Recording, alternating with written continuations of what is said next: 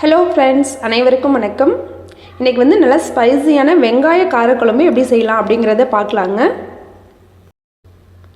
இதுக்கு ஃபஸ்ட்டு சின்ன வெங்காயம் தோல் உரித்து எடுத்து வச்சுருக்கேங்க.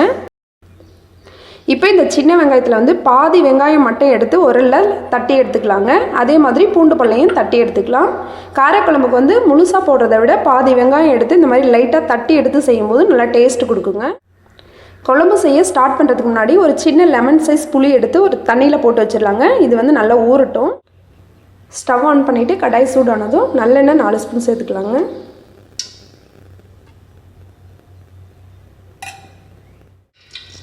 எண்ணெய் சூடானதும் கடுகு 1 ஸ்பூன்,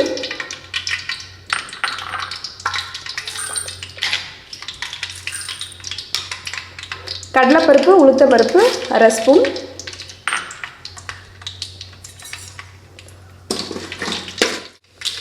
அடுத்து வெந்தயம் 1/4 ஸ்பூன், சீரகம் 1/2 ஸ்பூன் சேர்த்துக்கலாங்க. நல்லா பொரிஞ்சதுக்கப்புறம் கருவேப்பிலை ஒரு கொத்து சேர்த்துக்கலாம். மிளகாய் ஒரு 3,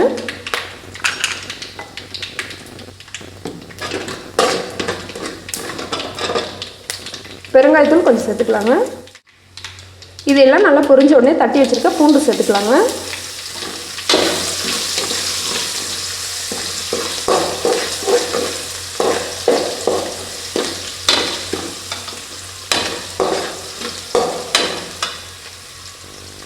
அடுத்து தட்டி எடுத்து வச்சுருக்க சின்ன வெங்காயம் சேர்த்துக்கலாம்.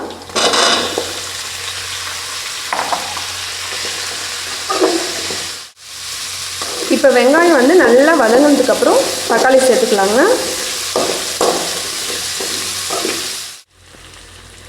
இந்த எண்ணெயில் வெங்காயம் நல்லா வதங்கிடுச்சுங்க. இப்போ அடுத்து தக்காளி சேர்த்துக்கலாம்.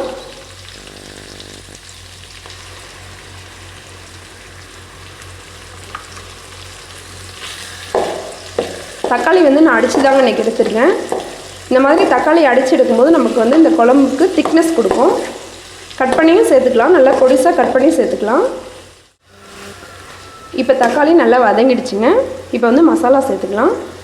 இதில் 2 ஸ்பூன் குழம்பு மிளகாய்த்தூள், 1/4 ஸ்பூன் மஞ்சள் தூள், 1 ஸ்பூன் தனி மிளகாய்த்தூள் இருக்குதுங்க, சேர்த்துக்கலாம். இதை தனி மிளகாய்த்தூள் காரம் இருக்காதுங்க, ஜஸ்ட் கலருக்காக தான் நம்ம சேர்த்துறோம்.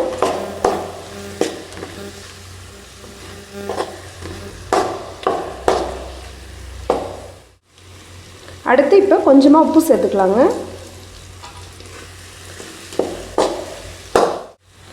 இப்போ இதில் நல்லா எண்ணெய் பிரிஞ்சு வந்ததுக்கப்புறம் புளி தண்ணி சேர்த்துக்கலாங்க.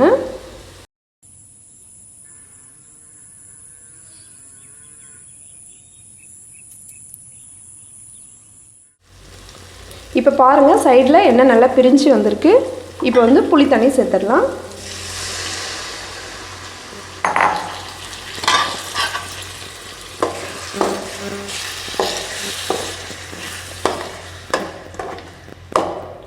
இப்போ ஒரு 2 நிமிஷத்துக்கு அப்புறம் இந்த குழம்புக்கு தேவையான தண்ணி கொஞ்சமாக சேர்த்துக்கலாங்க.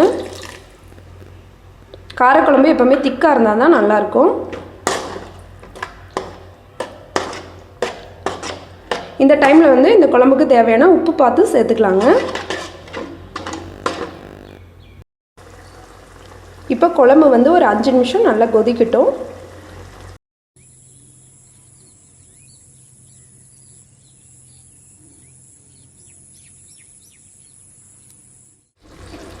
இந்த காரக்குழம்பு சாதத்தோடு வச்சு சாப்பிடும்போது நல்ல டேஸ்ட்டாக இருக்குங்க. இட்லி தோசை எல்லாத்துக்குமே நல்லாயிருக்கும். இது இன்னும் நல்லா டேஸ்ட் கொடுக்கறதுக்காக லாஸ்ட்டில் 1 ஸ்பூன் வெல்லம் சேர்த்துக்கலாங்க. இந்த வெல்லம் சேர்த்தும்போது காரக்குழம்பு நல்ல டேஸ்ட்டாக இருக்கும். இப்போது வெங்காய காரக்குழம்பு நல்லா எண்ணெய் பிரிஞ்சு சூப்பராக ரெடி ஆகிடுச்சிங்க.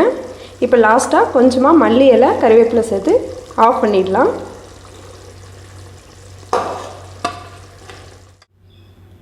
காரசாரமான இந்த வெங்காய காரக்குழம்பு நீங்களும் ட்ரை பண்ணி பாருங்கள்.